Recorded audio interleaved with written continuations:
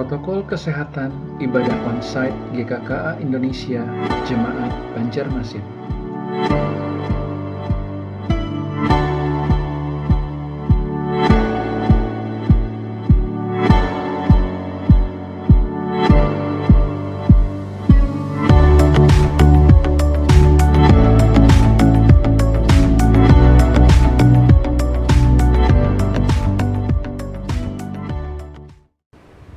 Shalom Jemaat GKKA Banjarmasin, tidak terasa sudah cukup lama kita beribadah secara online. Namun kita bersyukur kalau beberapa waktu ke depan kita akan memulai kembali ibadah onsite kita. Namun ada beberapa hal yang perlu kita perhatikan terkait ibadah onsite ini, yaitu usia yang dibatasi dan juga kapasitas tampung yang akan kita batasi. Oleh karena itu, mari kita perhatikan protokol untuk ibadah onsite berikut ini. Untuk teknis pendaftaran ibadah onsite akan diinfokan melalui grup WA GKKA Center. Jadi, harap Bapak Ibu memperhatikan pengumuman atau informasi di WA grup GKKA Center. Untuk pendaftaran online akan dibuka 1 minggu sebelumnya atau H-7 dan ditutup 2 hari sebelumnya atau H-2. Usia yang diizinkan ikut telah mengalami perubahan, yaitu saat ini 18 tahun sampai 55 tahun bagi jemaat anak-anak dan remaja di bawah 18 tahun dan jemaat dewasa di atas 55 tahun dapat beribadah di rumah melalui channel YouTube GKKA Banjarmasin yang masih ditayangkan. Untuk kapasitas tampung dibatasi dimulai dalam jumlah yang sedikit dan akan terus dievaluasi untuk bisa ditambahkan jumlahnya. Saat tiba di gereja, silahkan menyebutkan nama kepada pelayan yang bertugas dan jika dibutuhkan dapat menunjukkan undangan kepada pelayan yang bertugas.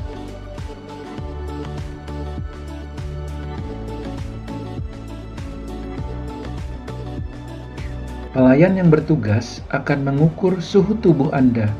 Setelah itu, Anda dapat mencuci tangan dengan sabun dan air mengalir di tangga bawah gereja sebelum memasuki ruang ibadah. Pelayan yang bertugas akan mengukur suhu tubuh Anda. Jika suhu melebihi 37,3 derajat, Anda tidak diizinkan memasuki ruang ibadah. Ingatlah untuk selalu menjaga jarak antar jemaat lain sekitar 2 meter. Di pintu masuk, Anda akan disambut oleh hamba Tuhan dan gunakan salam tanpa bersentuhan atau namaste. Setelah itu, Anda akan diarahkan oleh pelayan yang bertugas untuk menuju tempat duduk yang sudah disediakan.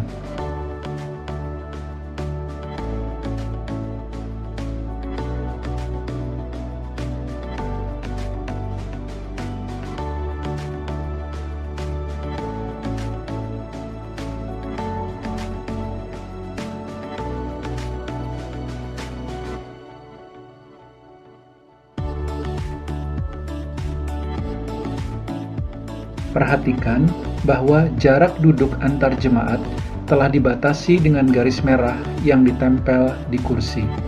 Ikutilah ibadah dengan hikmat dan penuh syukur, dan ingatlah bahwa selama ibadah Anda tidak diizinkan melepaskan masker.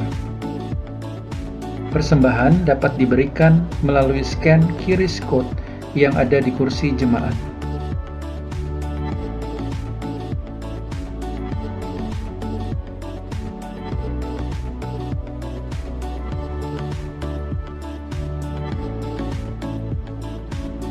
Setelah ibadah selesai, Anda bisa keluar dari ruang ibadah dengan teratur dan bergantian.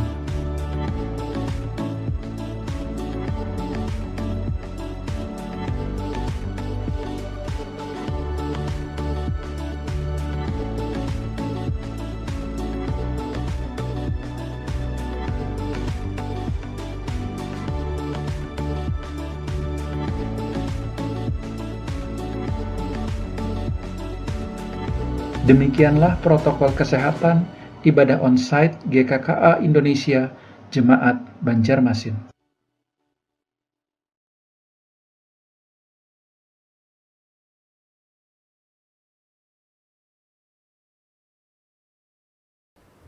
Shalom, selamat hari Minggu untuk jemaat sekalian yang terkasih, baik yang beribadah hari ini bersama saya di tempat ini, maupun juga untuk jemaat sekalian yang terkasih bersama seluruh anggota keluarga yang beribadah secara online di rumah.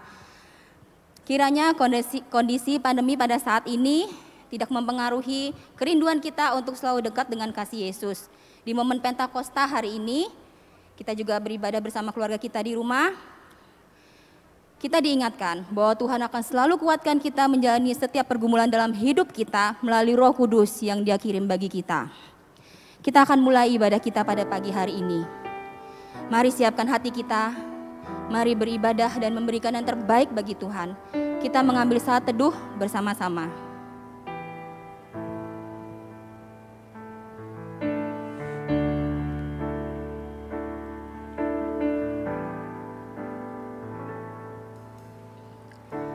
Roh Allah yang hidup penuhiku,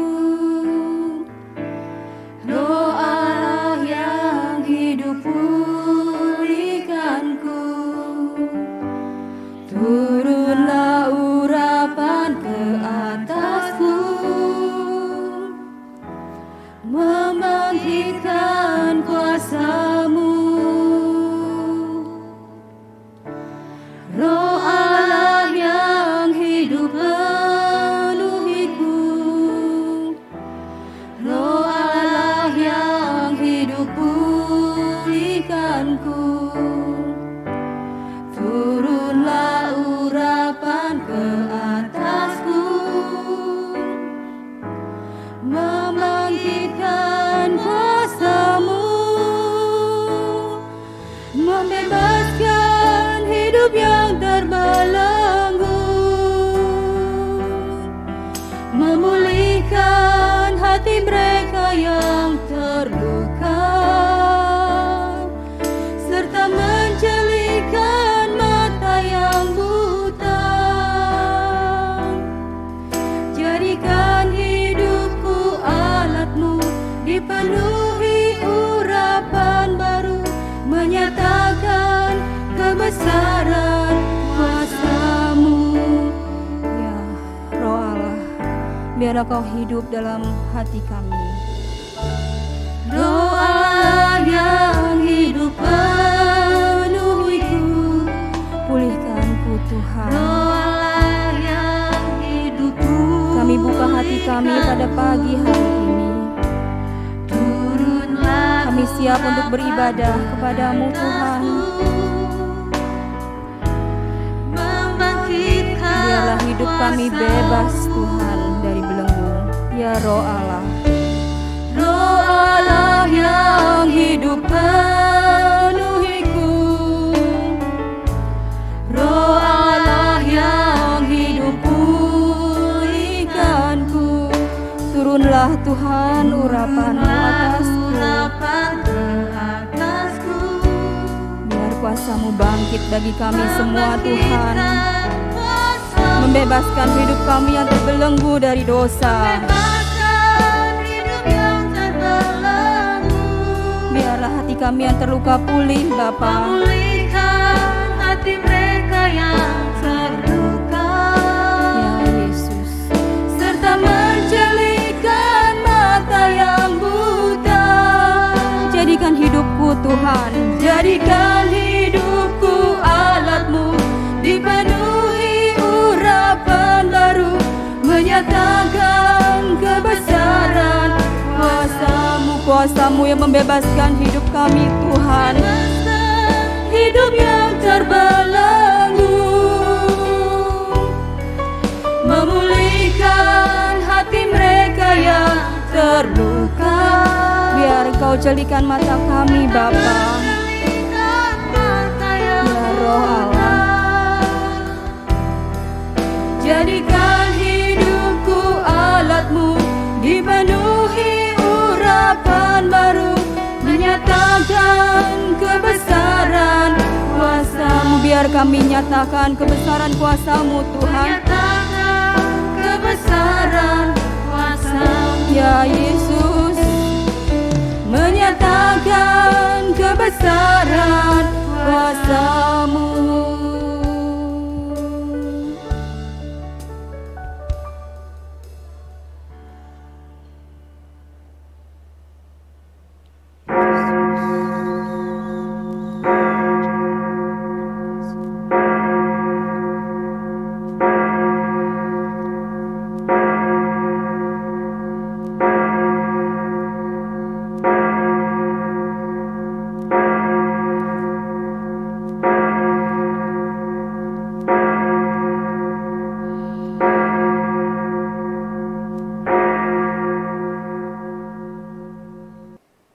Kita bersyukur kalau hari ini kita bisa ibadah, ada yang sebagian onsite dan sebagian online. Ini satu pengharapan bahwa ada satu waktu nanti kita bersama-sama boleh beribadah secara onsite. Oleh karena itu, saya mengundang kita semua untuk bangkit berdiri, baik bagi kita yang hadir secara onsite hari ini, maupun Bapak Ibu Saudara yang ada di rumah. Hari ini saya mengingatkan secara khusus bagi Bapak Ibu, Saudara yang ada di rumah, juga anak-anak semua yang ibadah bersama keluarga. Hari ini kita tidak sekedar menatap layar atau menatap handphone kita, tetapi secara spiritual kita pun sedang hadir di gereja bersama-sama beribadah dengan saudara-saudara kita yang hadir ibadah onsite. Oleh karena itu mari berikan sikap diri, sikap hati kita yang sungguh untuk memasuki ibadah kita pada hari ini.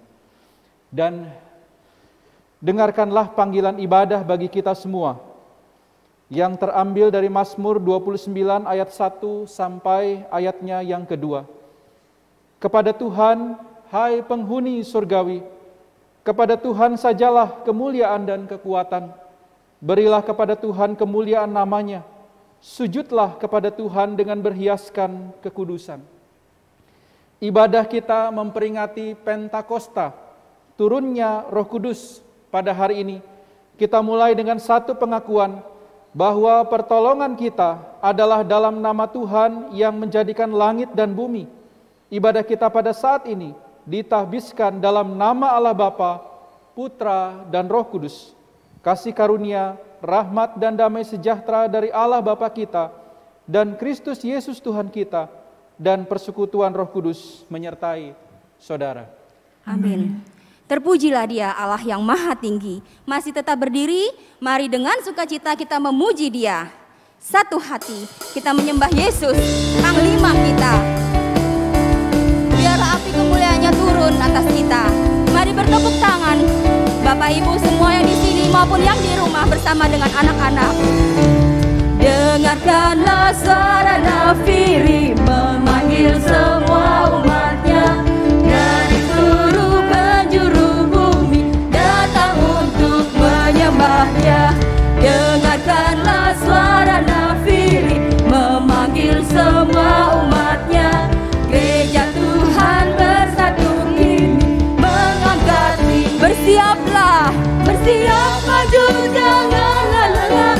Yesus Panglima kita, gunakan semua senjata Allah dalam kuasa Roh Kudus. Katakan api kemuliaannya, api kemuliaannya tercurah dari surga, penuhi kami semua. Bangkitlah gerejanya, api kemuliaannya tercurah dari surga. Beritakan pada dunia bahwa Yesuslah Raja, Dialah Raja. Bersama-sama juga dengan anak-anak di rumah, mari kita pujikan pujian ini dengan penuh sukacita.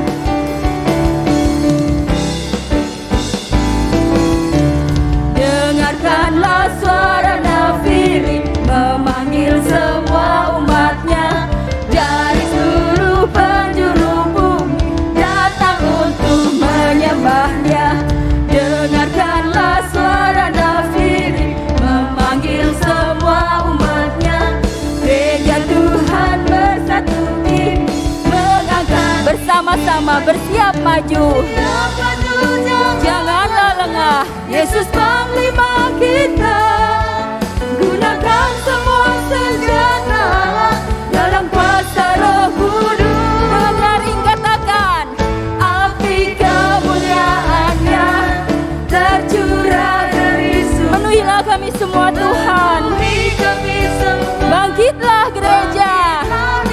Tepuk tangan. Api kemuliaan-Nya tercurah dari surga. Beritakan pada dunia bahwa Dia Yesus Raja. Katakan dengan lantang, api kemuliaan-Nya tercurah dari surga. Biar Dia penuhi kita semua. Bangkitlah gerejanya, api kemuliaan-Nya tercurah dari surga. Beritakan pada dunia bahwa Yesus katakan Dia adalah Raja kita. Dengan nyaring katakan, Dialah Raja. Yesus adalah Raja kita semua. Amin. Saya persilahkan Bapak Ibu untuk duduk kembali. Mari kita mengambil momen sejenak, untuk hening sejenak. Kita akan mempersiapkan hati kita untuk merenungkan semua dosa-dosa kita.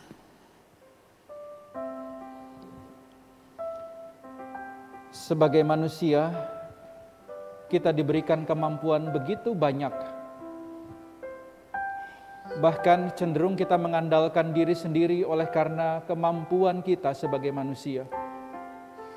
Namun ada satu hal yang tidak mungkin manusia lakukan, yaitu menyelesaikan dosa-dosanya. Manusia sungguh membutuhkan pengorbanan Kristus, anugerahnya yang menebus dosa kita dan mengampuni dosa kita. Tidak ada satu pribadi pun yang mampu membereskan dosa kita selain daripada Yesus Kristus yang telah mati disalibkan. Oleh karena itu mari saya mengundang kita semua untuk menundukkan diri di bawah salibnya, memohon, mengakui segala dosa dan pelanggaran kita. Kita mengaku bahwa Tuhan, aku tidak mampu lepas dari ikatan belenggu dosa ini. Aku tidak mampu pulih dari dosa ini tanpa pengampunan. Akuilah apa yang menjadi dosa-dosa kita di hadapan Tuhan, yang mungkin bahkan itu tidak diketahui orang lain, tapi Ia tahu.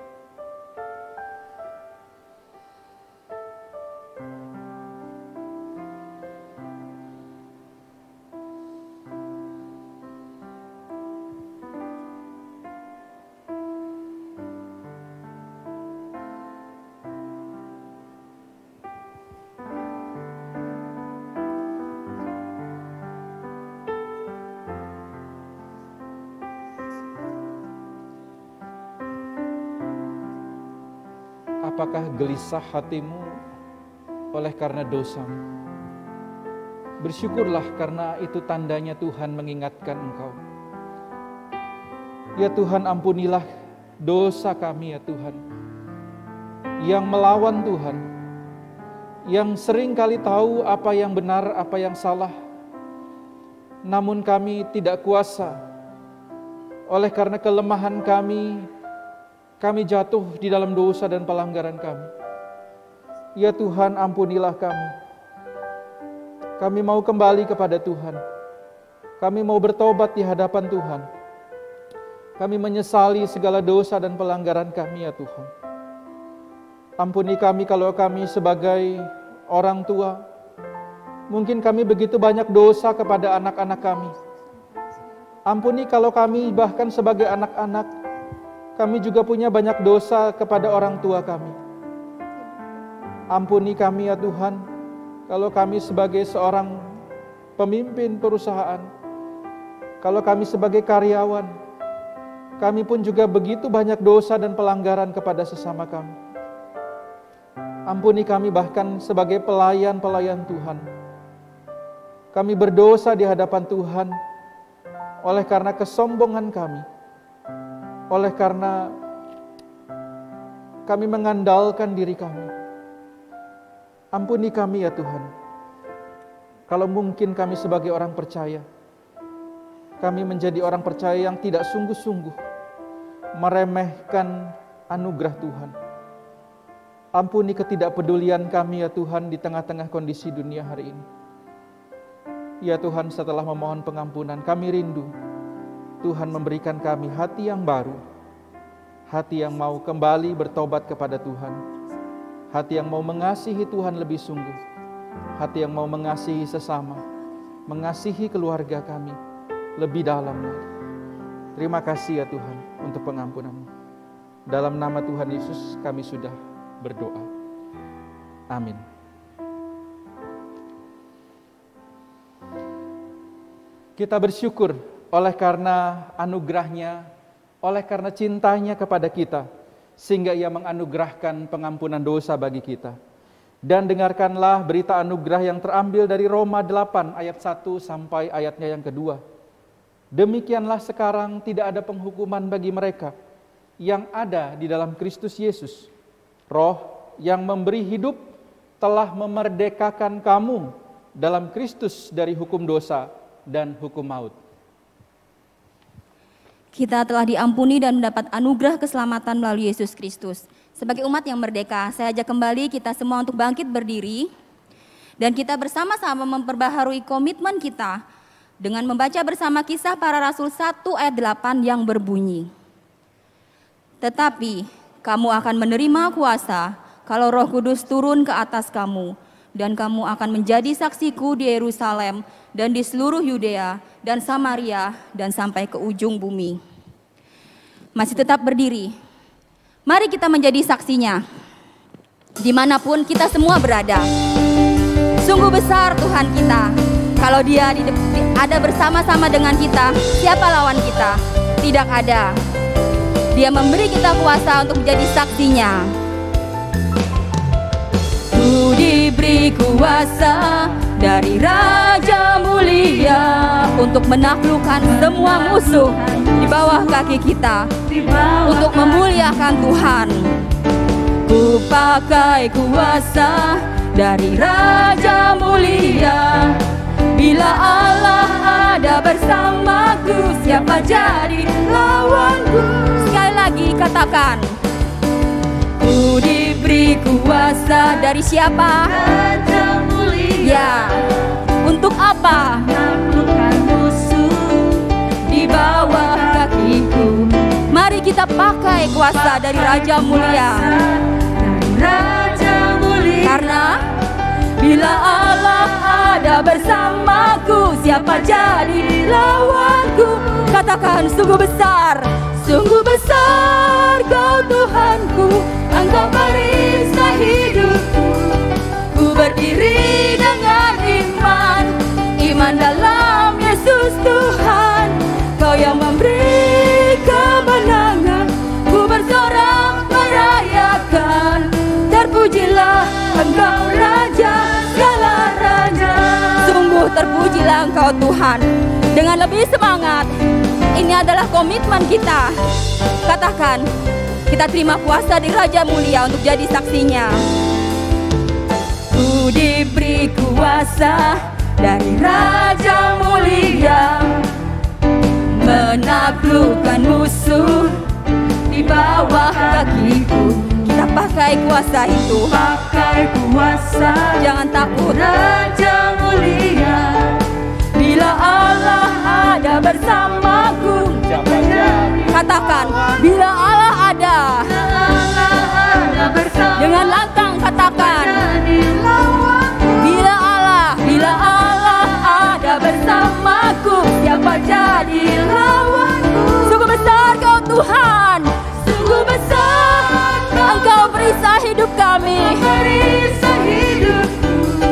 Ku berdiri dengan iman, iman dalam Yesus Tuhan. Kau yang memberi kemenangan, ku bersorak merayakan. Terpujilah Engkau Raja, segala raja. lagi, sungguh besar Kau Tuhan. Engkau perisai hidupku. Kita berdiri dengan iman kita dalam Yesus Tuhan. Kau yang memberi kemenangan. Kita bersorak merayakan kemenangan kita. Terpujilah Engkau Raja segala raja. Terpujilah Engkau Raja. Terpujilah Engkau Raja segala raja. Terpujilah. Terpujilah Engkau Raja segala raja. Haleluya. Ya Yesus, Engkau Raja kami. Biar segala pujian kita menyenangkan hati Tuhan. Silahkan duduk kembali. Dan saat Yesus naik ke surga, Dia berjanji akan berikan Roh Kudus sebagai penolong kita. Sampai kedatangannya yang kedua kali. Biarlah kita semua tetap setia menjalankan tugasnya menjadi saksinya. Tak mudah dalam dunia penuh dengan dosa. Karena itu kita membutuhkan Roh Kudus untuk menolong kita. Kita siapkan hati kita mendengarkan firman-Nya. Mohon Roh Kudus hadir di sini bersama kita. Roh Kudus, Kau hadir di sini. Roh Kudus, ku mengasihi-Mu. Kau lembut dan Kau manis Tuhan. Kau lembut, Kau manis, Kaulah penghiburku, penolongku, diutus Bapa. Sekali lagi katakan, Roh Kudus, Kau hadir di sini. Kita buka hati kita semua.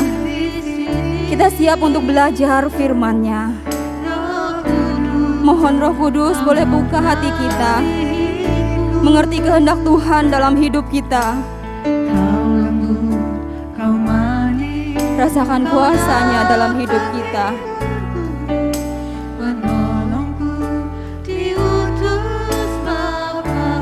Kami buka hati kami Tuhan. Kami buka hati kami Yesus.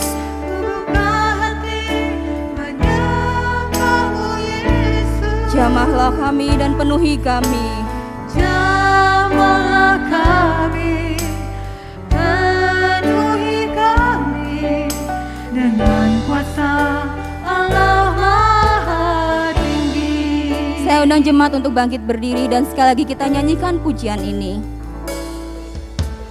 Roh Kudus, Kau hadir di sini.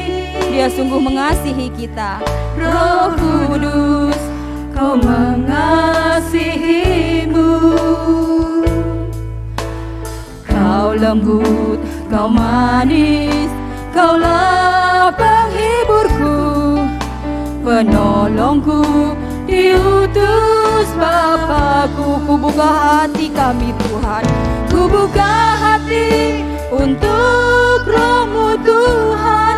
Kami mau menyembah-Mu Yesus. Ku buka hati menyembah-Mu Yesus.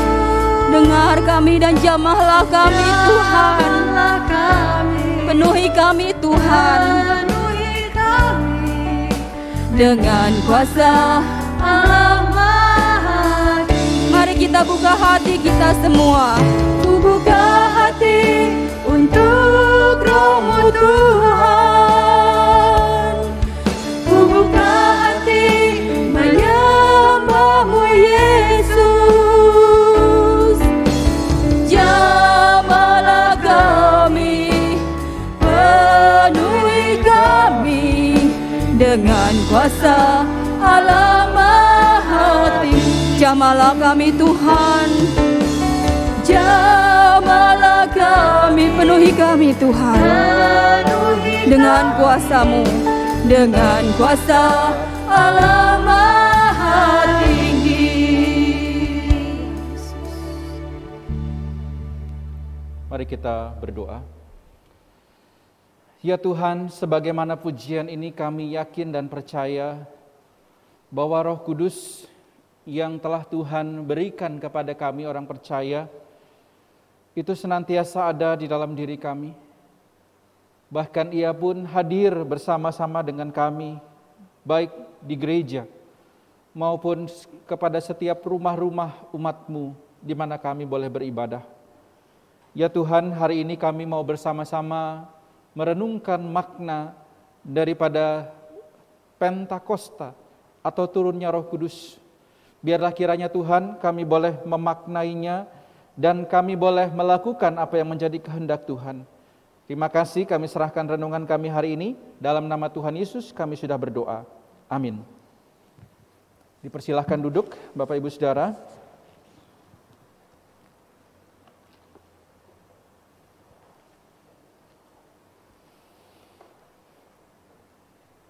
Bapak Ibu Saudara, hari ini kita akan sama-sama merenungkan satu tema, yaitu karunia Roh Kudus dan pelayanan, ya, atau di dalam pelayanan. Bapak Ibu Saudara, kita orang Kristen, ya, mengingat kehidupan Kristus Allah kita sebagai Allah Tritunggal. Allah yang kita tahu Dia adalah Allah yang memelihara, yang kalau kita pahami Allah kita itu adalah Allah yang unik. Bahkan mungkin tidak ada Allah lain yang diajarkan atau diperkenalkan oleh agama lain, saudara, selain daripada Allah kita, yaitu Allah Tritunggal. Allah kita bukanlah seringkali disebut tiga Allah, bukan, tetapi Allah Tritunggal yang sangat unik, yang tidak ada bandingannya, saudara, ya. Bahkan seringkali dibilang manusia sulit sekali memahami keunikan ini, karena memang Dia adalah Allah, berbeda dengan kita. Nah, Allah Tritunggal, kalau kita paham sebagai Allah Bapa, Dia disebut sebagai Allah yang mencipta, disebut sebagai creator. Lalu Allah Putra atau Allah Anak, yaitu yang kita kenal dalam darah dan daging sebagai Yesus Kristus, Dia adalah Allah yang menebus kita, Redeemer, penebus kita. Lalu kita juga mengenal pribadi ketiga yang disebut sebagai Allah Roh Kudus, Allah yang menolong kita. Nah, saudara, ketiganya ini adalah Allah yang sama-sama sebenarnya, bukan berarti Yesus kemudian belakangan gitu ya, atau Roh Kudus belakangan. Tetapi Allah Tritunggal ini memang selalu bersama-sama, saudara. Bahkan di dalam penciptaan pun mereka bersama-sama. Namun pribadi yang terutama di dalam penciptaan adalah Allah Bapa. Bahkan di dalam penebusan, saudara, ketiga Allah Tritunggal ini pun bersama-sama. Namun pribadi yang terutama di dalam penebusan adalah Allah Anak. Dan yang ketiga, dalam masalah penolong, saudara, mereka pun selalu bersama-sama. Allah Tritunggal, Allah Bapa, Allah Putra, Allah Roh Kudus menolong kita. Namun pribadi yang terutama adalah Allah Roh Kudus. Nah, hari ini kita akan sama-sama lihat bagaimana Allah Roh Kudus itu hadir sebagai penolong. Sekalipun mereka sebenarnya hadir juga sebagai tiga pribadi ini, saudara, Allah Tritunggal. Tetapi pribadi yang terutama sebagai penolong atau helper itu adalah Allah Roh Kudus. Mari kita buka Alkitab kita dari Kisah Rasul pasal 2. Silahkan Bapak Ibu Saudara yang bawa Alkitab, ya, kita buka. Ayatnya yang ke-1 sampai ke-5, lalu kita akan baca juga ayatnya yang ke-12. Demikian firman Tuhan. Ketika tiba hari Pentakosta, semua orang percaya berkumpul di satu tempat. Tiba-tiba turunlah dari langit suatu bunyi seperti tiupan angin keras yang memenuhi seluruh rumah di mana mereka duduk, dan tampaklah kepada mereka lidah-lidah seperti nyala api yang bertebaran dan hinggap pada mereka masing-masing.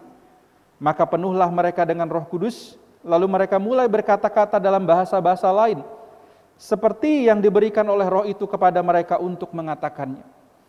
Waktu itu di Yerusalem diam orang-orang Yahudi yang saleh dari segala bangsa di bawah kolong langit. Kita lanjut ayatnya yang ke-12. Mereka semuanya tercengang-cengang dan sangat termangu-mangu sambil berkata seorang kepada yang lain, apakah artinya ini? Bapak Ibu Saudara, ini adalah peristiwa spektakuler, Bapak Ibu Saudara. Suatu peristiwa yang buat orang itu tercengang. Atau boleh dikatakan ini adalah mujizat yang terjadi pada waktu itu, di mana Rasul yang tiba-tiba Bapak Ibu Saudara ya, dengan tanda adanya lidah-lidah api di kepala mereka, mereka bisa berbicara dengan bahasa yang sebelumnya mereka tidak tahu. Saudara, inilah satu miracle Bapak Ibu Saudara, keajaiban yang terjadi pada waktu itu. Hari ini Bapak Ibu Saudara, kita sudah mulai jauh dari yang namanya keajaiban. Anak-anak sudah mulai mungkin tidak yakin lagi gitu ya. Kita mulai menyederhanakan apa yang namanya miracle, keajaiban, melogikakannya. Wah, itu kebetulan aja gitu ya. Sehingga kalau ada orang yang secara ajaib misalnya sembuh, sering kali kita katakan, oh itu bukan keajaiban, itu adalah normal, tubuhnya bereaksi sehingga sembuh. Sehingga saudara, semakin ke belakang, saudara, semakin rasional, semakin kita itu rasa cerita-cerita di Alkitab, bagaimana Yesus berjalan di atas air, bagaimana kisah Yesus membuat 5 roti dan 2 ikan itu menjadi banyak. Orang mulai banyak melihat, wah jangan-jangan ini kayak dongeng aja ya, kayak film-film yang tidak nyata. Yang mungkin kejadiannya tidak seperti itu.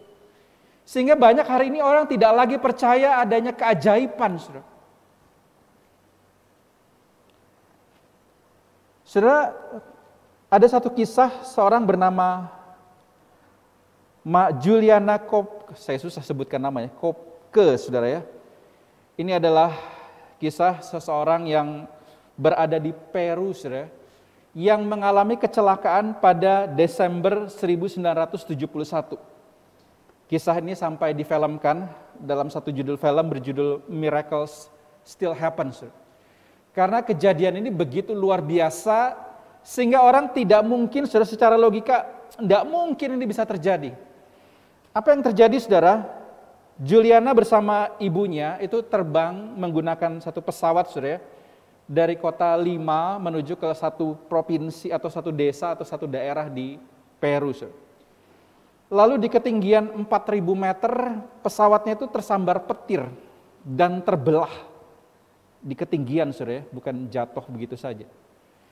Lalu dengan meledak itu, saudara ya, pesawatnya itu jatuh dengan membawa kurang lebih 90 orang penumpang. Dan saudara, menariknya, dari semua penumpang, cuma satu yang selamat. Yaitu seorang gadis umur 16 tahun. Saudara. Mamanya meninggal. Saudara. Seorang tidak bisa jelaskan, bagaimana mungkin pesawat meledak di ketinggian 4.000 kaki, si anak ini bisa selamat, gimana ceritanya ya? Jatuh gitu, saudara ya. Ketika si anak ini sadar, saudara, dia cerita ketika dia di bawah, dia itu masih terikat di kursi, saudara, dengan safety belt-nya. Lalu dia bilang itu dia lokasinya dari reruntuhan pesawat itu cukup jauh. Dan dia cari ibunya pertama kali, dia tidak ketemu, saudara. Dia tidak ketemu, cari ibunya, lalu dia jalan, saudara. Dia hanya dapat, saudara, menariknya, permen yang dibagikan di pesawat, saudara, itu makanannya. 11 hari, Peru sudah ada hutan Amazon ya. Dia hidup di dalam hutan Amazon selama 11 hari dengan bekal makanan permen. Saudara, dia bukan dada luka, saudara, dia banyak luka di tangan dan kakinya. Bahkan, saudara, ketika dia ditemukan, lukanya itu keluar ulat, saudara, belatung. Saudara, dia singkirkan luka-lukanya itu, saudara, dan menariknya, dia bisa tetap selamat, saudara. Padahal, saudara, kalau ada orang luka itu infeksi dan lain sebagainya. Sehingga, saudara, satu kali seorang produser sampai membuat film, saudara, pada tahun 74 dengan judul ini, saudara, Miracle Still Happen. Mujizat itu masih nyata, keajaiban itu masih ada, masih terjadi sampai hari ini. Saudara, saya tidak tahu hari ini bagaimana kita melihat miracle, saudara, ketika kita membaca kisah-kisah ajaib yang ada di dalam Alkitab. Apakah kita melihatnya ini sebagai sesuatu yang wah itu kisah di Alkitab lagi, kayak kita nonton film. Tidak lagi yakin dengan keajaiban itu. Tetapi saudara, hari ini saya tetap yakin dan percaya bahwa mujizat keajaiban itu masih ada di dalam dunia ini. Saudara, keajaiban yang terjadi pada waktu itu seperti yang saya ucapkan di awal adalah terjadinya bagaimana rasul waktu itu, rasul-rasul orang yang berkumpul, tiba-tiba saudara, dia bisa menggunakan bahasa-bahasa yang lain yang dimengerti oleh orang lain, saudara ya. Mungkin saya bayangkan ya, kalau dia yang dari Mesir, ada orang Yahudi datang dari Mesir kemudian balik ke Israel, mereka biasa pulang gitu saudara ya, pada saat hari raya mereka pulang. Lalu kemudian Rasul ini yang tidak pernah belajar bahasa Mesir tiba-tiba bisa bahasa Mesir. Nah saudara, sebenarnya keajaiban tentang bahasa ini pernah terjadi di Alkitab. Yang pertama saudara, peristiwa Babel. Ketika manusia membuat satu menara saudara, Tuhan membuat manusia itu bisa berbicara bahasa yang berbeda. Namun saudara, bedanya waktu itu supaya manusia itu tersebar. Tadinya bahasanya satu gitu ya. Mereka membangun menara, mereka bekerja sama, tapi Tuhan tidak mau. Rencana Tuhan adalah supaya manusia itu tersebar ke muka bumi. Maka waktu itu semua orang yang sedang membangun menara, bahasanya itu berbeda-beda. Sehingga saudara, mereka berkelompok. Yang bahasanya sama, mereka pergi kemana, menyebar sampai ke ujung bumi, saudara. Lalu peristiwa Pentakosta menariknya mirip, saudara. Tiba-tiba Rasul ini bisa berbahasa bahasa yang lain. Tapi bedanya, saudara, kalau pada waktu itu tujuannya supaya manusia tersebar di muka bumi sesuai dengan bahasanya, tetapi pada peristiwa Pentakosta, keajaiban ini terjadi supaya setiap suku bangsa tahu apa itu kebenaran sesuai dengan bahasanya. Orang-orang yang berkumpul dari berbagai belahan dunia waktu itu, kalau kita baca di kisah Pentakosta ini, dari segala penjuru kolong langit sudah datang.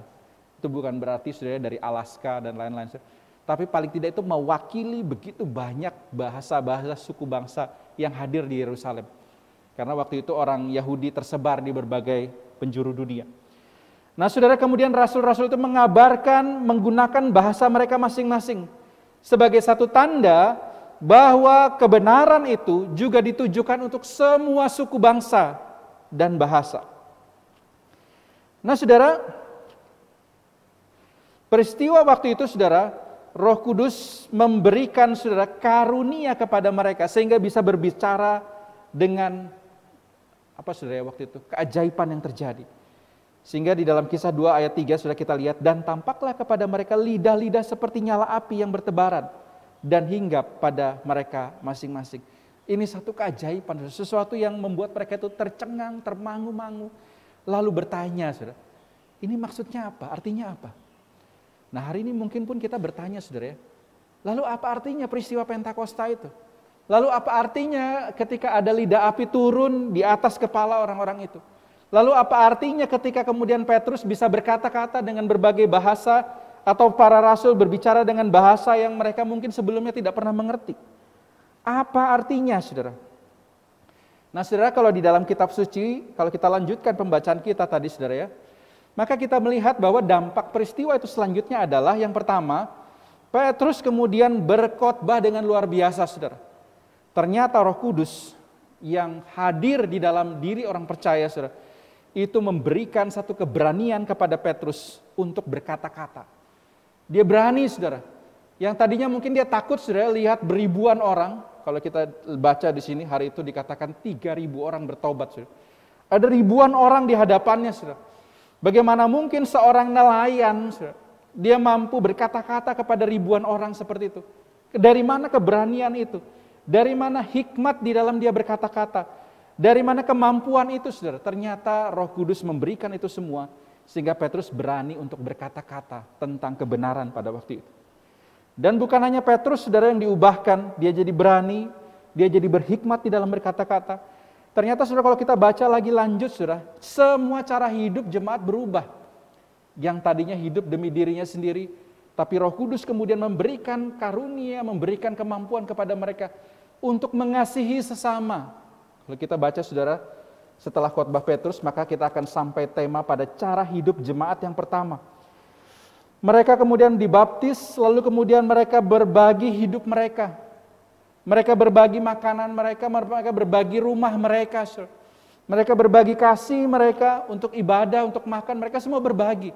Hidup mereka bukan lagi untuk diri sendiri, tapi mereka diberikan satu anugerah untuk mampu mengasihi, untuk peduli kepada orang lain. So, itulah yang terjadi pada peristiwa Pentakosta pada waktu itu.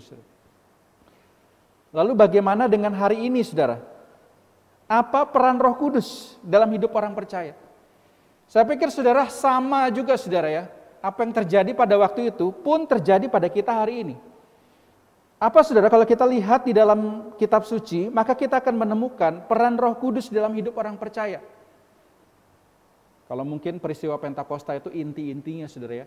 Tapi kita akan lihat bagaimana karunia Roh Kudus itu begitu banyak dan cukup bagi kita untuk boleh menjalani kehidupan kita. Saudara. Yang pertama saudara, Roh Kudus di dalam hidup kita, ia melahirbarukan kita. Yohanes 5 ayat 21. Ia yang membuat kita mampu percaya kepada Yesus Kristus. Kalau kecenderungan hati kita sebagai orang berdosa, saudara, kita ini tidak akan mau percaya Yesus. Bagaimana mungkin saya percaya kepada Allah Tritunggal misalnya. Bagaimana mungkin saya percaya ada kisah pribadi yang begitu sayang dengan kita. Saudara, bagaimana mungkin saya percaya ada kisah Yesus yang disalibkan. Saudara, kita mungkin sebagai orang percaya, ya bisalah percaya. Saudara, jangan heran saudara kalau di luar sana begitu banyak orang yang tidak bisa terima kebenaran ini. Kenapa saudara? Karena Roh Kudus saudara yang memberikan itu bagi kita. Sehingga kalau hari ini saudara itu bisa percaya ya saudara, bisa katakan, wah saya percaya apa yang dikatakan Alkitab. Saudara, itu bukan karena kita itu maha tahu, saudara tahu, ya saya tahu itu benar. Dari mana kita tahu benar saudara? Saudara, Roh Kuduslah yang memberikan kita satu keyakinan saudara, sehingga kita tahu itu kebenaran. Dan itu melahirbarukan kita saudara. Sehingga kita yang tadinya terikat terbelenggu dosa, Roh Kuduslah yang melepaskan itu semua saudara. Allah Roh Kudus melahirbarukan setiap kita. Dan tidak hanya membuat kita lahir baru, saudara, dia memeteraikan kita.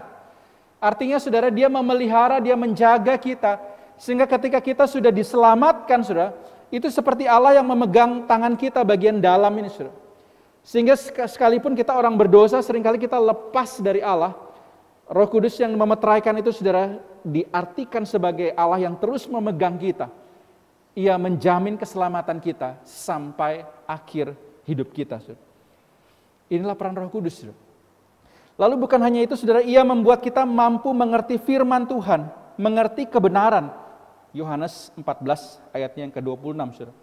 Kita tidak akan mampu mengerti saudara apa maksud tulisan ini. Kita tidak akan mampu memahami saudara tanpa Roh Kudus yang membuat kita tercerah. Saudara. Tanpa Roh Kudus yang membuat kita memahaminya, memaknainya bagi kita. Bahkan kalau hari ini pun saya menjelaskannya saudara, kepada saudara. Kalau saudara tidak berdoa dengan sungguh-sungguh, Roh Kudus tolong supaya saya bisa memahami firman Tuhan. Saudara, percuma saudara dengar khotbah.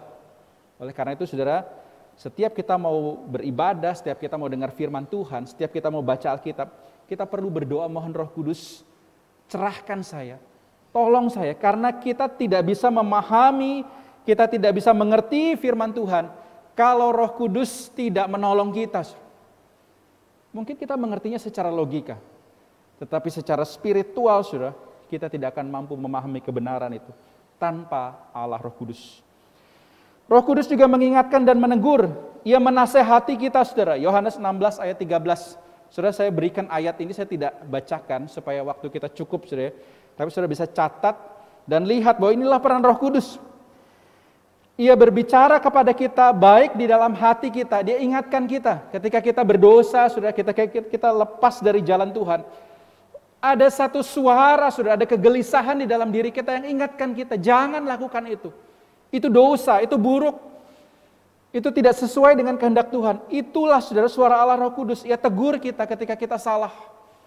Bahkan bisa jadi saudara, suara Roh Kudus itu bukan dari dalam diri kita, tetapi dia juga memakai orang-orang lainnya yang menegur kita, yang menasehati kita, saudara. Saudara, betapa indahnya bukan saudara karya Roh Kudus ini. Ia mengingatkan kita, ia menegur kita, namun seringkali saudara, kita yang egois, saudara. Kita yang mengabaikan teguran itu, kita yang mengabaikan kegelisahan itu. Ia juga menguatkan dan menghibur kita, saudara.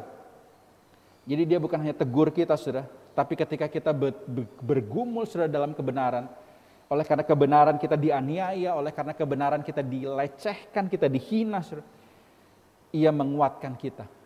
Ia bahkan menghibur kita, ia menolong kita. Bahkan ketika dalam kondisi sakit, saudara, ia pun menguatkan kita, ia menghibur kita. Saudara, kalau baca kisah Ayub, saudara, Dia yang sedang lemah, sedang sakit, orang-orang menghina dia, menjauhi dia, bahkan istrinya saudara mengatakan, di mana Tuhanmu? Tapi disitulah saudara Allah Roh Kudus pun hadir menguatkan dia, menghibur dia. Ia bukan juga menguatkan dan menghibur, saudara, ia juga berduka, ia juga berdoa bersama-sama dengan orang percaya. Saudara, dia adalah Allah Roh Kudus, Allah yang bersama-sama mengalami apa yang kita alami, merasakan apa yang kita rasakan.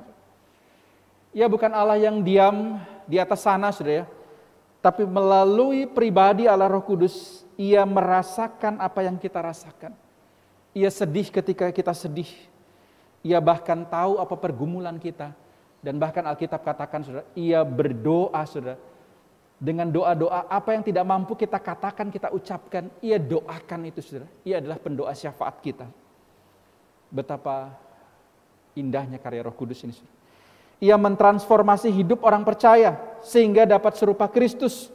Saudara, kalau baca Galatia 5, saudara ketemukan buah-buah roh, kasih, sukacita, pengendalian diri.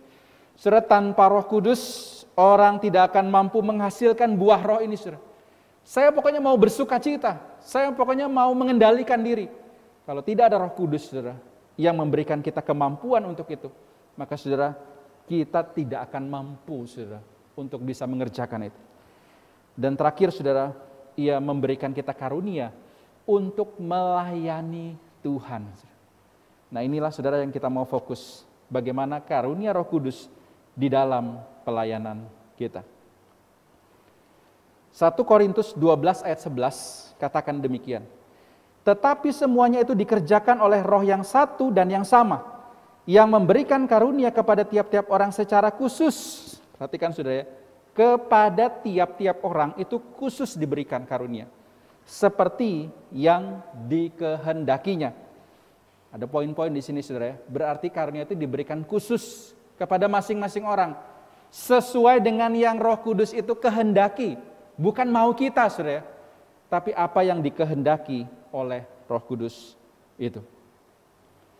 Nah, saudara, pernah lihat TNI, saudara, kalau lagi upacara? Saya tuh dulu senang, saudara. Kenapa? Karena seragamnya itu unik-unik gitu ya, warna-warni. Sampai saya dulu suka gitu ya. Ini kalau bajunya biru ini apa sih tugasnya gitu ya? Bajunya orange, bajunya hitam. Bahkan bukan hanya baju, sudah baretnya itu pun beda. Saudara kalau lihat gambar di kiri ya, kayaknya sama aja gitu ya.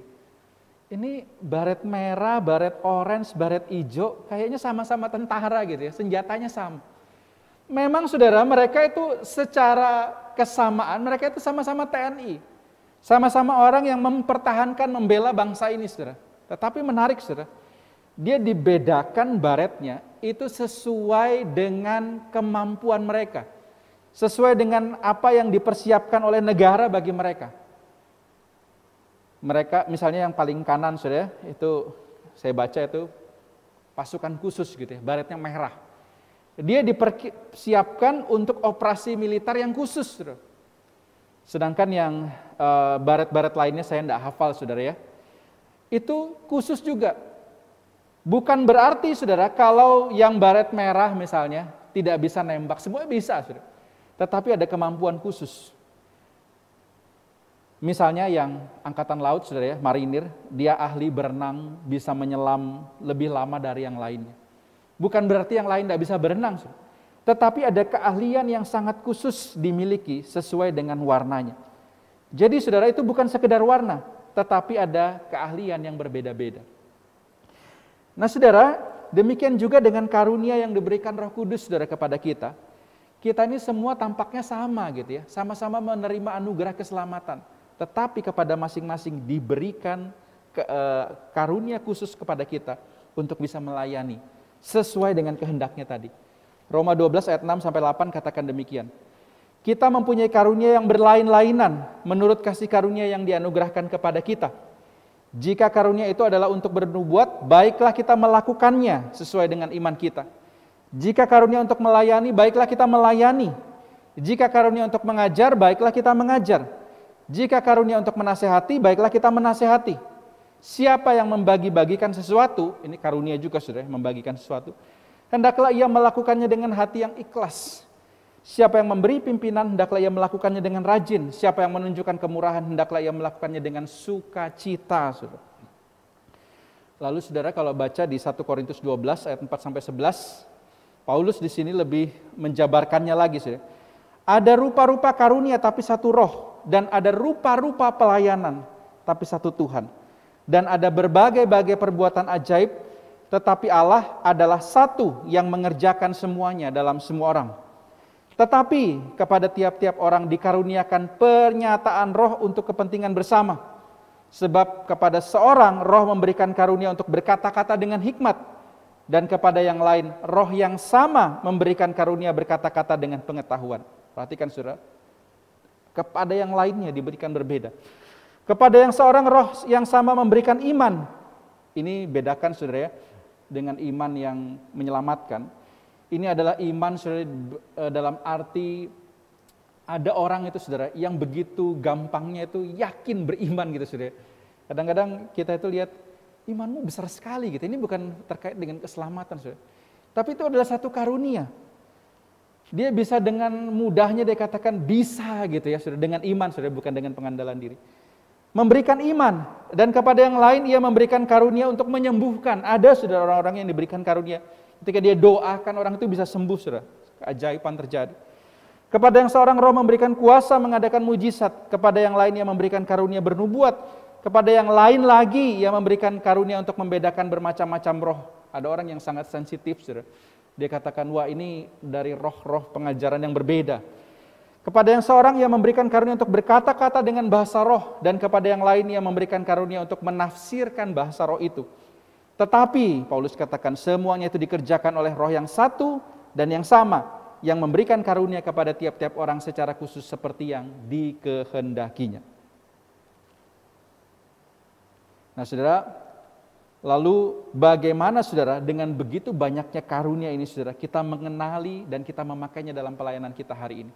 Saya akan jabarkan dengan singkat saja saudara. Yang pertama saudara, marilah kita mengerti terlebih dulu arti daripada karunia ini, sehingga kita bisa dengan sungguh melayani Tuhan. Saudara, dalam bahasa Yunani terdapat dua kata yang terkait dengan karunia. Namun saudara, dalam bahasa Inggris itu sebenarnya satu kata saudara ya. Dia menggunakan kata gift atau hadiah saudara, tapi bukan dalam arti present saudara, hadiah itu. Tapi bahasa Inggris give ini saudara dari kata, kadang pakai kata Yunaninya dorema saudara, atau karisma. Ini adalah sebuah pemberian, dikasih saudara. Namun kata dorema bahasa Yunani ini saudara, ini lebih mengarah kepada diberikan oleh karena dia mengasihi. Saya mencintai istri misalnya, karena kasih saya memberikan dia hadiah. Tapi karisma saudara yang dipakai seringkali di dalam karunia-karunia Roh Kudus lebih banyak menggunakan karisma saudara. Ini adalah pemberian oleh karena kemurahan, oleh karena dia murah hati, oleh karena dia berbelas kasihan saudara. Kata ini seringkali digunakan bolak-balik ya saudara, artinya sinonim. Misalnya Yohanes 3 ayat 16, Allah mengaruniakan anaknya, itu pakai kata yang di atas saudara. Sedangkan karunia Roh Kudus itu karena kasihnya ya, makanya Yohanes 3 ayat 16, karena kasihnya yang memberikan anaknya. Sedangkan kata karisma ini lebih kepada Roh Kudus yang begitu murah hati membagikan gitu kepada masing-masing orang karunia. Sehingga saudara, karunia itu berarti sesuatu yang diberikan oleh karena kemurahan sang pemberi, bukan karena kita berkelebihan daripada si penerima. Roh Kudus memberikan karunia kepada setiap orang percaya oleh karena kemurahannya. Lalu tujuan Roh Kudus, saudara, ini kecil saudara tulisannya, tapi saya akan bacakan saudara. Tujuan Roh Kudus memberikan karunia dalam pelayanan apa saudara? Yang pertama saudara, supaya kita itu bisa memuliakan Tuhan dan melayani Tuhan. Setiap orang percaya saudara, kemungkinan mendapat itu lebih dari satu karunia, atau paling sedikit satu karunia. Sehingga tidak ada alasan kita tidak dapat memuliakan Tuhan atau melayani Tuhan.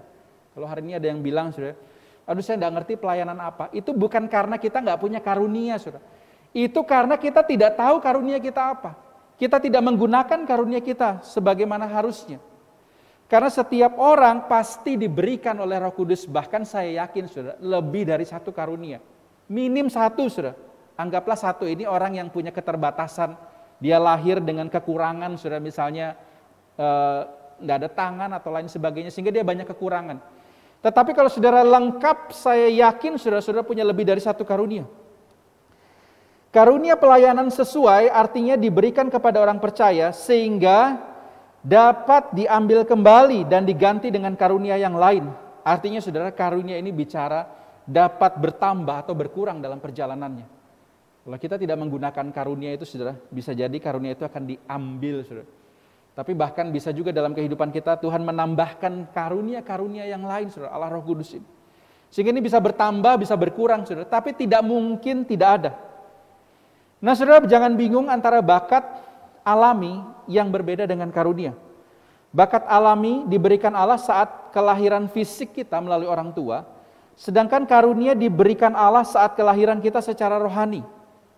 Ada saudara yang dari kecil itu sudah berbakat ya, mungkin dari orang tuanya itu menurunkan bakat-bakat alami.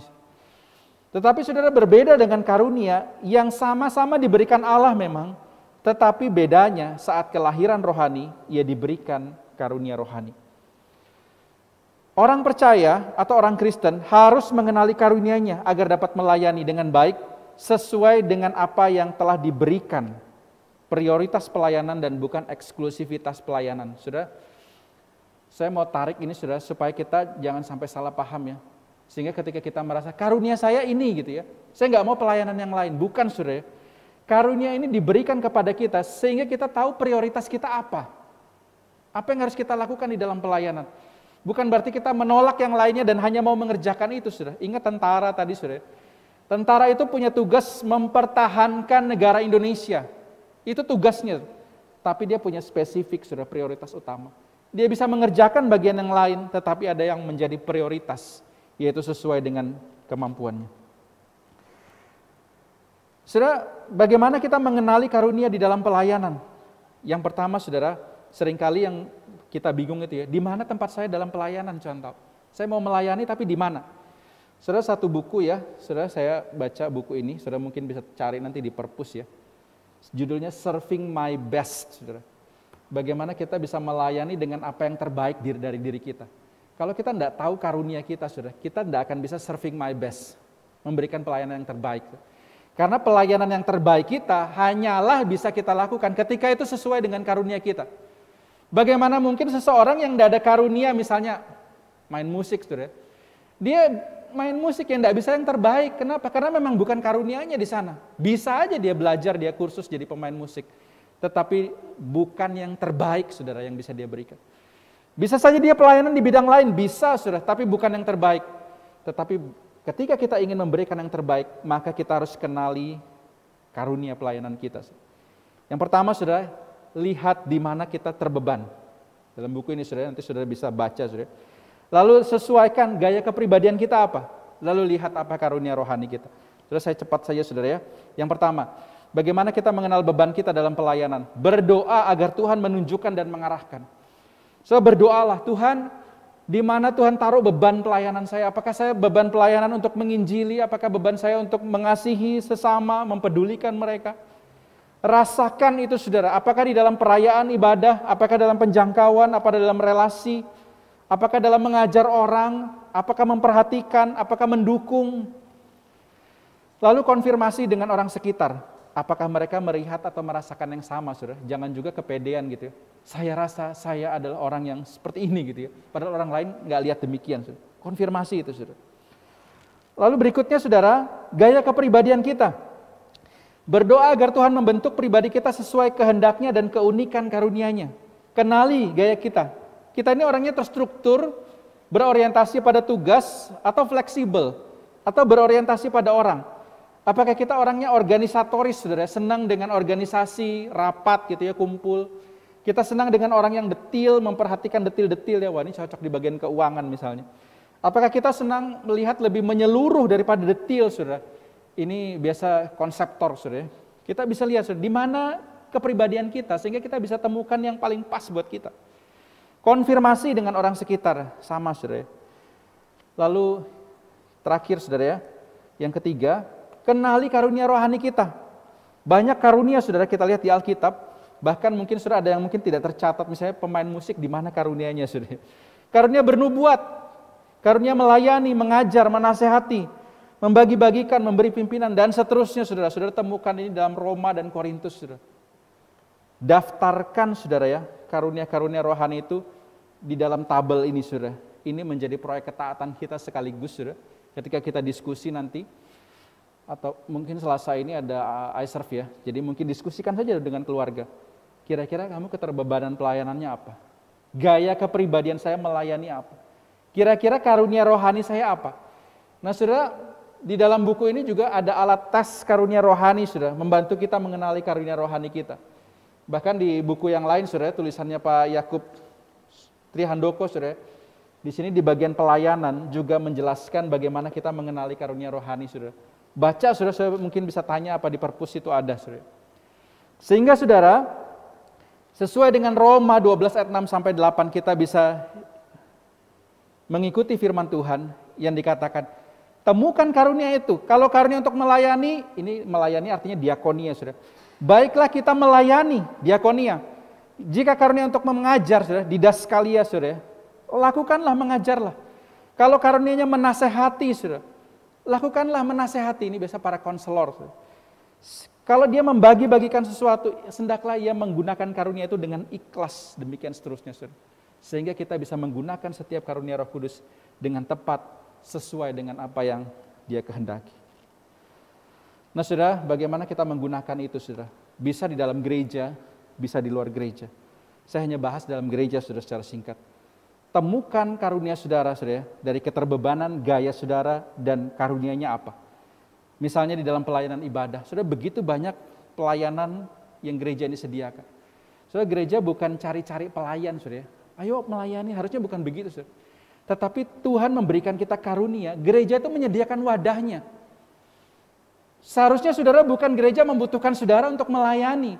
Tetapi saudara yang sudah diberikan karunia membutuhkan gereja untuk memberikan wadah supaya apa yang Tuhan berikan saya bisa berikan untuk Tuhan, untuk pelayanan. Saudara mungkin saudara ingin menggunakannya di dalam persekutuan sebagai seorang pemimpin PDP, pemimpin sharing, pemimpin diskusi. Saudara mungkin diberikan karunia untuk mengajar dalam pengajaran dan pemberdayaan. Saudara mungkin bisa mengajar, saudara bisa melatih orang lain, entah itu menggunakan Photoshop, musik dan lain sebagainya. Saudara mungkin adalah seorang yang supel dalam berkata-kata, saudara bisa melakukan penginjilan pribadi, penginjilan kelompok, pembesukan, pemerhati dan lain-lain. Saudara gunakanlah karunia yang Tuhan sudah berikan untuk melayani Tuhan.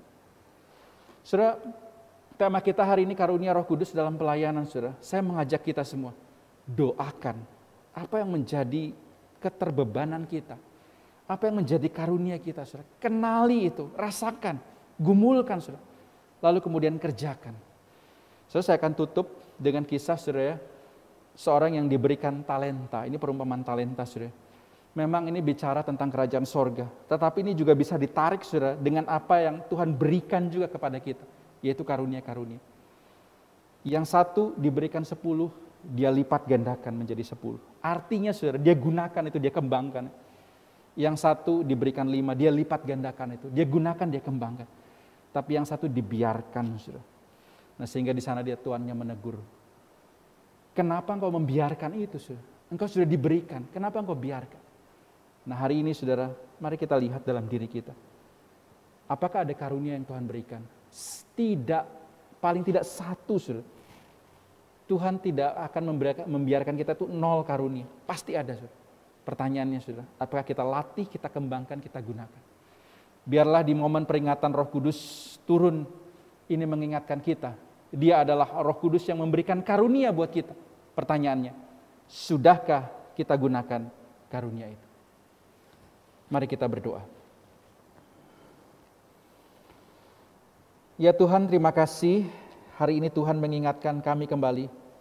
Allah Roh Kudus yang begitu mengasihi kami.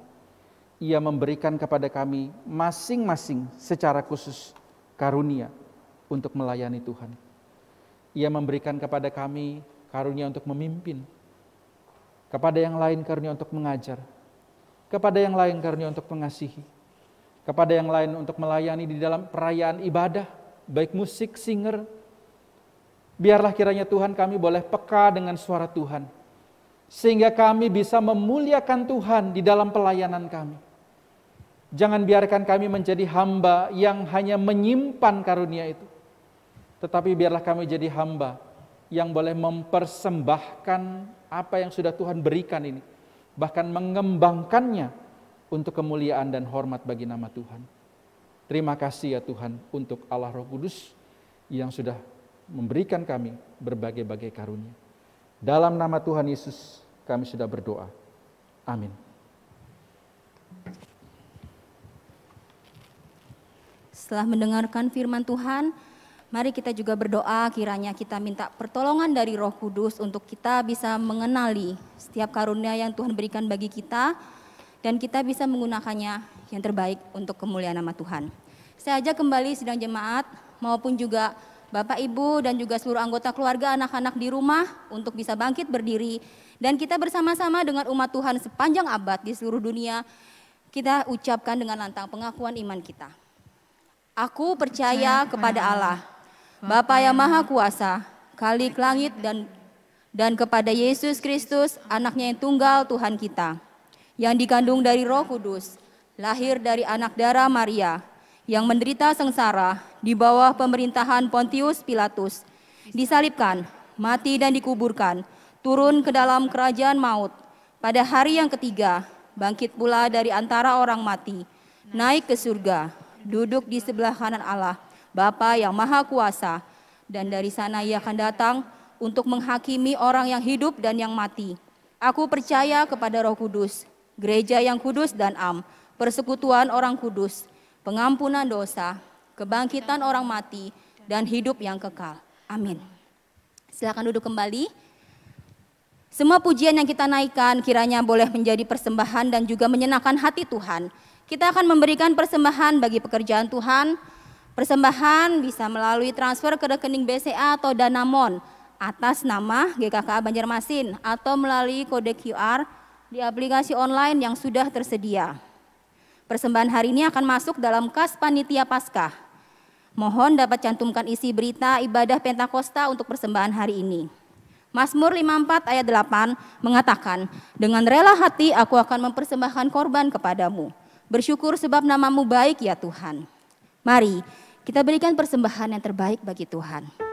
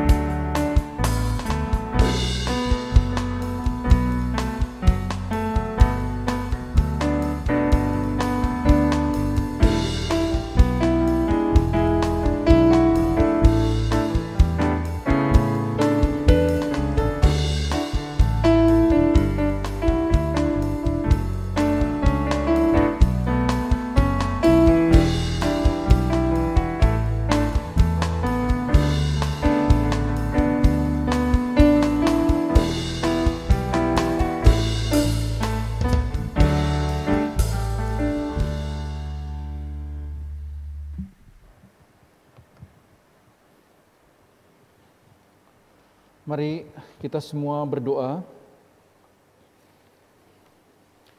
Saya mengundang kita untuk bangkit berdiri di dalam menaikkan doa-doa kita.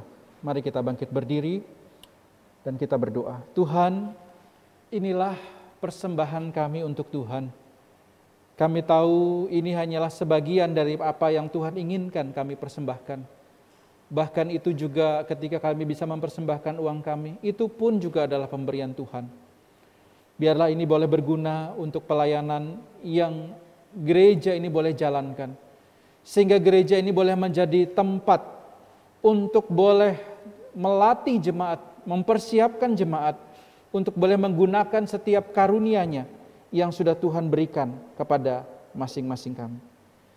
Ya Tuhan, Kau berkatilah kiranya pekerjaan dan usaha jemaat Tuhan, umat Tuhan, khususnya di tengah masa pandemi ini, yang kami tahu perekonomian begitu sulit, yang kami tahu banyak hal yang sulit yang kami alami selama masa pandemi ini. Tetapi biarlah kiranya pengharapan dari Tuhan, Janji Tuhan bahwa Allah Roh Kudus senantiasa menghibur dan menolong kami. Ia juga hadir bersama-sama dengan kami, berdoa bagi kami. Bahkan Ia menguatkan kami. Biarlah itu yang menguatkan kami menjalani usaha dan pekerjaan kami masing-masing. Saat ini kami juga mau berdoa syafaat bagi jemaat agar boleh mengenali karunia-Nya dan boleh melayani sesuai karunia-Nya. Ya Tuhan, tolong kami supaya kami jangan jadi hamba yang tidak peduli, yang telah diberikan karunia tetapi kami tidak mau menggunakannya untuk kemuliaan Tuhan. Biarlah kami boleh mengenali karunia kami masing-masing, apa keterbebanan kami di dalam melayani, dan kami boleh mempersembahkannya untuk kemuliaan nama Tuhan. Tolong Tuhan, baik kami anak-anak pun boleh mengenali karunia kami sejak kecil, sehingga kami pun sebagai anak-anak juga boleh mempersembahkan, mengembangkan karunia kami untuk boleh melayani Tuhan dengan lebih baik lagi. Kami juga berdoa untuk perekonomian dan kesehatan jemaat di masa pandemi. Ya Tuhan, kiranya Engkau menolong kami, berkati kondisi kesehatan kami semua ya Tuhan, sehingga kami boleh sehat, terlindung dari paparan penyakit. Kami berdoa bagi yang sakit, berdoa bagi hamba-Mu Muselo, kiranya Tuhan juga pulihkan kondisi kesehatannya. Berdoa juga bagi jemaat yang lain yang sedang bergumul dengan kondisi kesehatan. Tuhan, jamah mereka Tuhan. Mereka yang sakit kakinya, yang lemah kakinya, biarlah kiranya Allah Roh Kudus yang turut merasakan apa yang mereka rasakan, juga boleh menguatkan mereka, boleh menolong mereka, boleh menopang mereka. Kami juga berdoa untuk ibadah onsite, agar boleh berlangsung dengan aman, dan dapat menjawab kebutuhan jemaat. Ya Tuhan, selama ini kami masih membatasi baik dengan usia maupun kehadiran. Biarlah kiranya Tuhan kami berdoa keadaan semakin membaik, sehingga ada satu waktu di mana kami semakin boleh membuka lagi lebih luas, sehingga jemaat boleh hadir bersama-sama ibadah onsite. Namun ya Tuhan, selagi hal itu Tuhan belum bukakan, tolong kami supaya kami pun ketika di rumah boleh juga tetap beribadah dengan sungguh-sungguh kepada Tuhan. Terima kasih ya Tuhan, inilah syafaat kami, dan kami akan menutupnya dengan doa Bapa kami sebagaimana yang Tuhan ajarkan kepada kami. Bapa kami yang di sorga, dikuduskanlah nama-Mu, datanglah kerajaan-Mu, jadilah kehendak-Mu di bumi seperti di sorga. Berikanlah kami pada hari ini makanan kami yang secukupnya, dan ampunilah kami akan kesalahan kami, seperti kami juga mengampuni orang yang bersalah kepada kami. Dan janganlah membawa kami ke dalam pencobaan, tapi lepaskanlah kami daripada yang jahat. Karena Engkau-lah yang punya kerajaan, dan kuasa dan kemuliaan sampai selama-lamanya. Amin. Yesus berikan Roh Kudus sebagai penolong saat kita jadi saksinya. Saatnya sekarang kita akan diutus menjadi saksinya. Biarlah kita berdoa, kita layak untuk memancarkan keindahan Yesus, nama yang mulia. Biarlah kita boleh menjadi saksinya dimanapun kita berada, memancarkan kemurnian namanya. Tuhan, ku ingin dapat memancarkan kasih-Mu. Tuhan, ku ingin dapat memancarkan kasih-Mu indah penuh kemuliaan. Budi bahasaku dihaluskan Roh-Mu hingga memancarkan keindahan. Biarlah Yesus melihatnya dalam hidup kita. Let the beauty of Jesus be seen in me. All His wonderful passion and purity. Oh, the Spirit divine, all my nature divine. Will the beauty of Jesus be seen in me. Biarlah kita boleh memancarkan kasih-Nya dalam hidup kita. Biarlah pujian pengutusan ini boleh menjadi doa kita bersama-sama. Tuhan, ku ingin dapat memancarkan kasih-Mu indah penuh kemurnian. Budi bahasaku dihaluskan Roh-Mu hingga memancarkan keindahan-Mu. Sungguh indah Engkau Tuhan. Di akhir ibadah kita hari ini, mari kita berikan segala hormat, segala pujian kita hanya bagi Allah Bapa, Putra dan Roh Kudus. Hormat bagi Allah Bapa.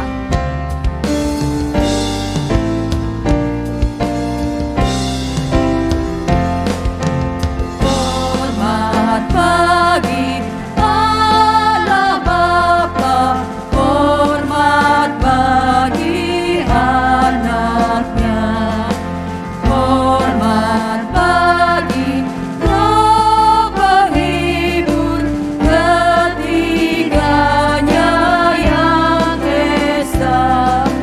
Haleluya, haleluya, ketiganya yang esa.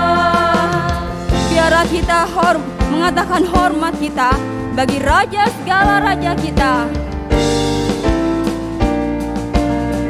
Hormat bagi Raja mulia.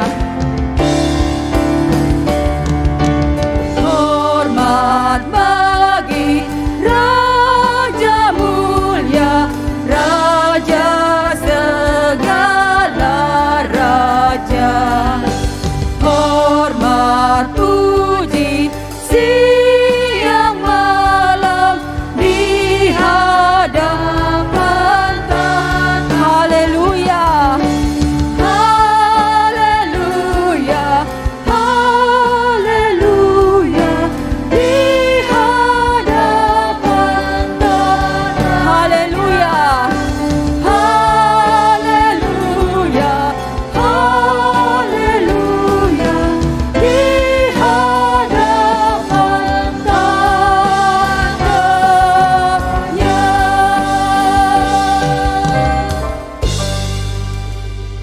Jemaat yang dikasihi Tuhan, selagi masih ada waktu dan kesempatan, gunakanlah karunia yang sudah Roh Kudus berikan bagi kita. Semoga Allah sumber pengharapan memenuhi kamu dengan segala sukacita dan damai sejahtera dalam imanmu, supaya oleh kekuatan Roh Kudus kamu berlimpah-limpah dalam pengharapan. Amin. Amin.